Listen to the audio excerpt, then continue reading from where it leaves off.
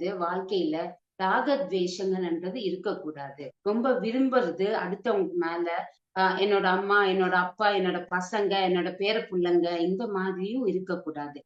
துவேஷங்கள்னா அவங்க மேல நமக்கு வெறுப்பு, பகை இந்த மாதிரியும் யார் மேலயும் இருக்கக்கூடாது. சோ இதுக்கு முன்னாடி தியானத்துக்கு வர்றதுக்கு முன்னாடி நமக்கு யாராவது ஒரு துரோகம் பண்ணாலோ அவங்க மேல கோபம் வரும். யாராவது ஹர்ட் பண்ணாலும் கோபம் வரும்.